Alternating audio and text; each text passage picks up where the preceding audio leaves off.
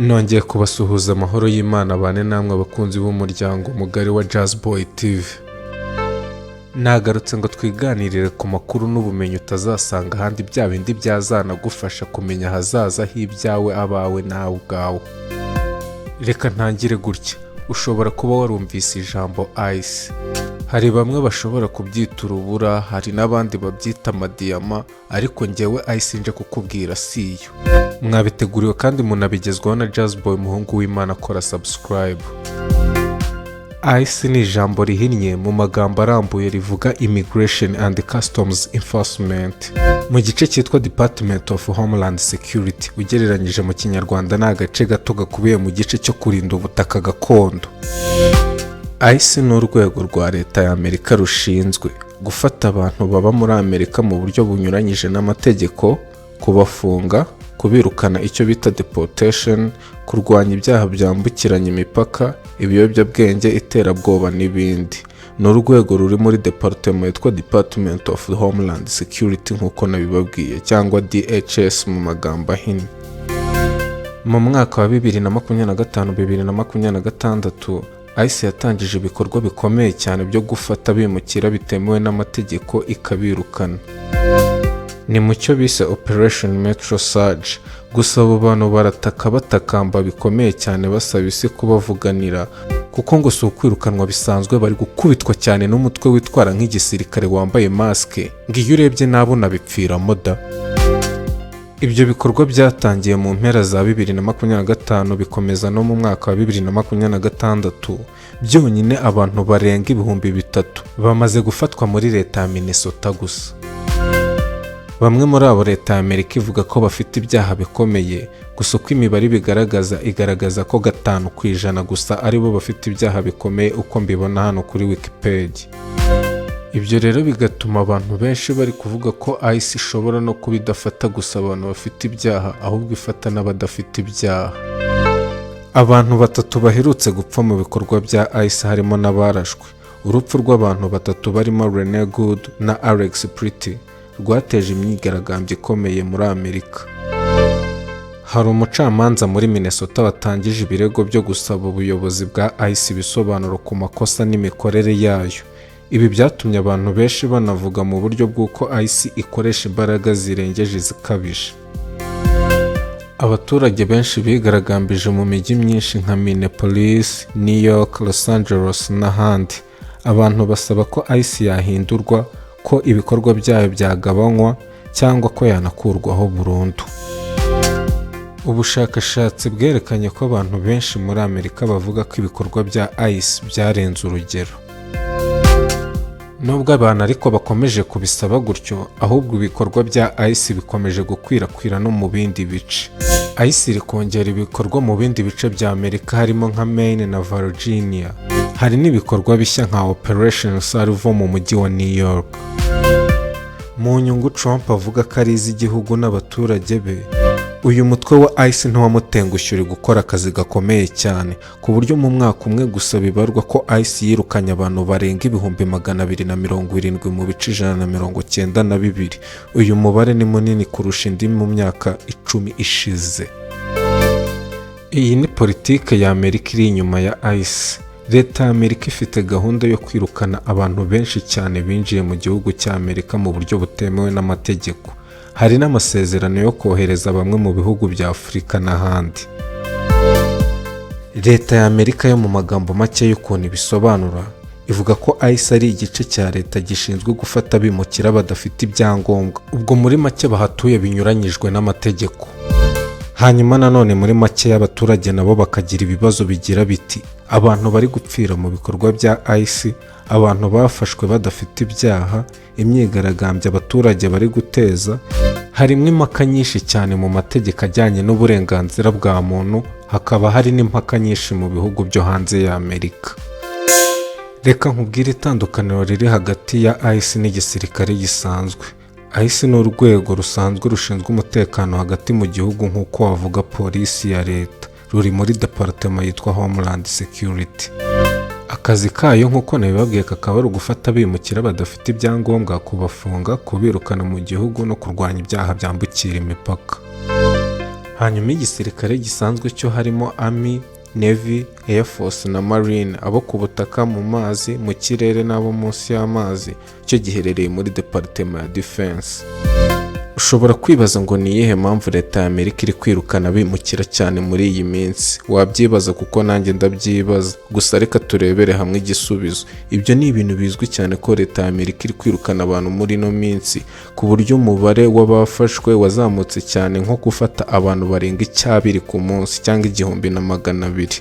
Ibyo ni ibintu bizwi cyane ko hakuriweho viza nyinshi ku bihugu byinshi kugira ngo bize muri Amerika. Ibyo bihugu n'u Rwanda rurimo kereka abantu b'ibibazo byihariye. Leta ya Amerika yongereye kandi amafaranga menshi cyane n'abakozi benshi cyane muri ICE kugira ngo barusheho kwirukana abantu benshi cyane mu gihugu cya Amerika. Impamvu rero itanga zikomeye zo kwirukana abimukira benshi cyane muri Amerika ivuga ko ari iz'umutekano. Iti hari abantu benshi binjira muri iki gihugu bitemewe n'amategeko, bamwe bafite ibyaha cyangwa bakorana n'imitwe y'iterabwoba. Iyo niyo mpamvu ICE ivuga ko yirukana abantu mu izina ry'umutekano. Iyindi mpamvu yerekeye ku bukungu n'imirimo. Abanyamerika bamwe na leta bavuga ko abimukira batwara akazi kenshi cyane, Abanyamerika bagakwiye kuba bakora. Ibyo bituma umushahara ugabanuka, kandi bakavuga ko amafaranga menshi bayatwara leta n'igihugu cya Amerika bakayajyana mu bindi bihugu cyane cyane ibyo baturukamo. Iyi iri no mu mpamvu ikomeye ituma iyi politiki igira abaturage benshi ba Amerika bayishyigikira.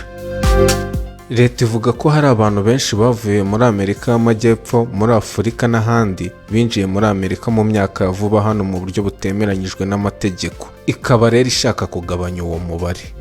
Ibaze ko n'abana batabahereza, n'utubebe bajya kudukura mu mashuri yatwo y'ibiburamwaka. Mu buryo bushoboka bwose leta ya Amerika yanagiranye n'amasezerano n'ibindi bihugu harimo nk'u Rwanda, Sudani y'Amajyepfo na Eswatini yo kuboherereza abimukira mu buryo bw'impunzi. Urugero, u Rwanda rwemeye kwakira abagera kuri 250 birukanywe muri Amerika. Dore zimwe mu mpamvu ICE abantu benshi batayivugaho rumwe. Muri make impamvu hari n'abantu benshi banga ICE cyane. Abantu benshi bavuga ko ICE ikoresha imbaraga zikabije cyane, uburyo twakwita nka violence cyangwa ihohotera. Vuba hano cyane muri uno mwaka wa 2026 umukozi wa ICE yarashe yica umugore muri Minneapolis, bituma abantu benshi bagaragaza uburakari bwinshi cyane. Ubushakashatsi bwerekanye ko 56% by'Abanyamerika bavuga ko iryo raswa ritari rikwiriye habe na gato. Ikindi, impfu z'abantu nka Rena Good na Alex Pretty zongereye uburakari bw'abaturage cyane, bituma habaho imyigaragambyo ikomeye cyane yabereye muri Minnesota, abaturage basaba ko ICE yakurwaho. Harimo ikindi kintu kivugwamo cyane cyo gusenya imiryango cyangwa family destroyed. Abaturage bavuga ko ICE ifata abantu mu buryo butunguranye, kandi ahantu hatunguranye bikaba byatandukanya abantu n'imiryango yabo cyangwa imiryango n'abana babo. Harimo gufata abantu badafite ibyaha bikomeye, kutubahiriza uburenganzira bwa muntu. Abaharanira uburenganzira bwa muntu bavuga ko ICE ikora ibikorwa bitubahiriza uburenganzira bwa muntu cyangwa bihutaza abaturage. Hari n'ibirego by'uko ishobora kugenzura abantu mu buryo butubahirije amategeko. Kumwe mwaza mugafata abantu nta kintu na kimwe mubabwiye, nta byangombwa muberetse, ku bushake uko mushatse. Hari n'abandi babifata nka politike ngo y'ivangura, kuko hari benshi bavuga ko ifata cyane Abanyafurika n'Abanyamerika y'Amajyepfo. Ibi rero bigatuma bayifata nk'urwego ruvangura.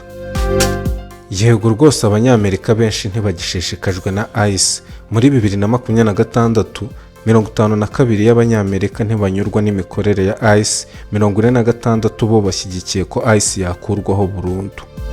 Abantu bazwi cyane nk'abahanzi, abakinnyi b'amafilime, amadini n'abandi bantu benshi bagaragaje ko badashyigikiye ICE habe na gato. Reka tuvugeho gake ku mpamvu z'abantu bashyigikira ICE. Kubahiriza amategeko y'igihugu. Abashyigikira ICE bavuga ko buri gihugu kigomba kurinda imipaka yacyo. Amategeko y'abimukira agomba kubahirizwa. Mbese mu magambo make, niba amategeko ahari agomba gushyirwa mu bikorwa. Ku mpamvu z'umutekano w'igihugu, bamwe bavuga ko ICE irinda igihugu abantu bashobora kuba abanyabyaha cyangwa kuba bakigirira nabi, irwanya iterabwoba n'ibyaha mpuzamahanga. Urugero, ICE ikurikirana abantu bakekwaho ibyaha bikomeye nk'intambara, jenoside n'ihohoterwa rikomeye ryose. Ibi bituma abantu bamwe bavuga ko ICE nyamara ari ingenzi ku mutekano w'igihugu cyabo cya Amerika. Abandi bantu bashyigikira ICE babona ko gukaza amategeko ku bimukira ari byo byiza ku gihugu.